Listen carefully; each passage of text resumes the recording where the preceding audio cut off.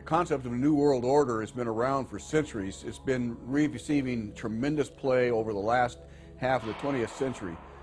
George Bush, the first senior president, George Bush, used it a lot in his speeches and really implies that he really wants to see a order in which we have a universal or a global type of governance in which every human being on planet Earth is ultimately responsible to policies that are being formulated at the international level. It is a big idea, a new world order.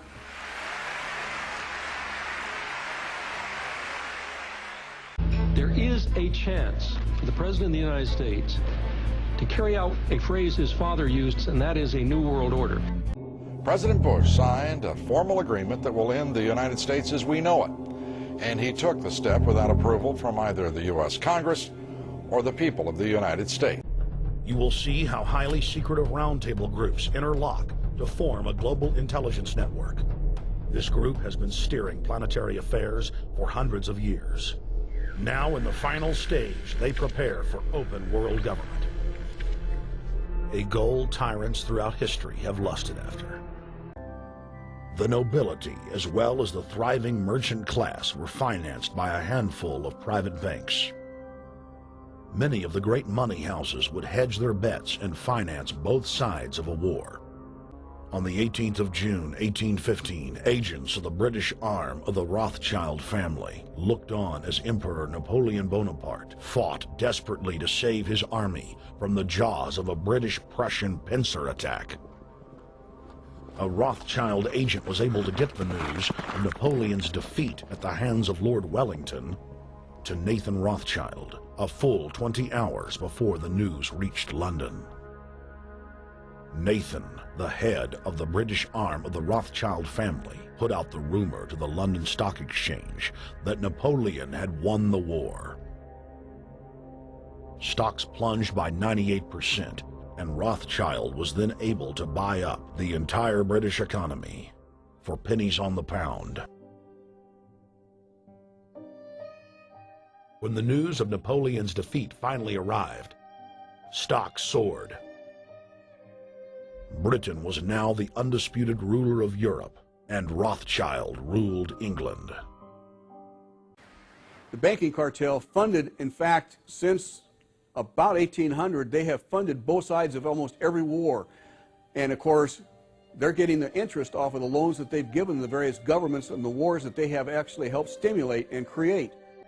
World War I, for instance, there was absolutely no reason to have World War I, except that it was an ideal opportunity for the banking cartel to make a pile of money by funding both sides of that particular war. The question is, why did they want war? Well, first of all, is money and power. But secondly, they wanted to create the League of Nations. They had this in their plans all along, and as a consequence, once the war was over or about to be over, they began to formulate this idea of a League of Nations, so this would never ever happen again. Hundreds of years of practice made the British experts at hiding their empire behind puppet governments and councils.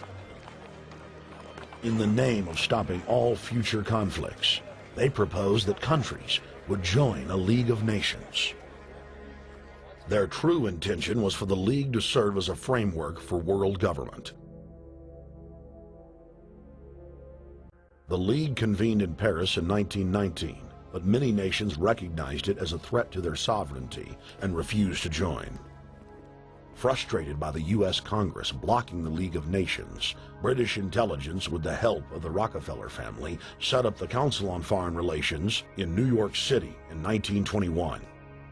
The Council recruited the best and brightest of American life to support the growth of the Anglo-American Empire.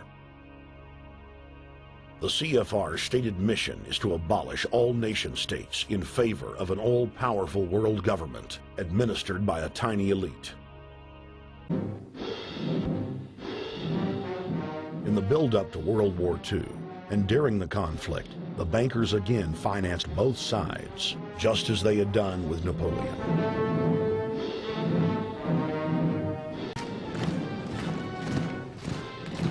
With the rise and fall of the Third Reich, Europe lay in ruins.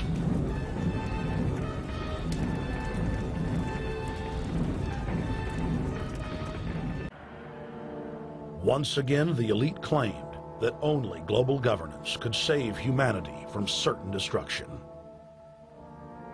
And this time, the elite would succeed in setting up their world body.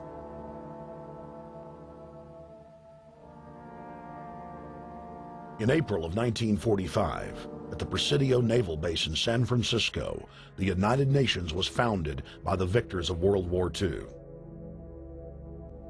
The United Nations complex was then built in New York City on land donated by John D. Rockefeller. Shortly after the elite established the United Nations as their base in the United States, the newly formed World Council quickly began work on the next phase in their plan, the incremental formation of continental superstates. The first step in their trilateral plan was the creation of the European Union. Unifying Europe had been tried many times and was extremely unpopular. Where Napoleon and Hitler had failed to accomplish their goals using force, the globalists would succeed using stealth.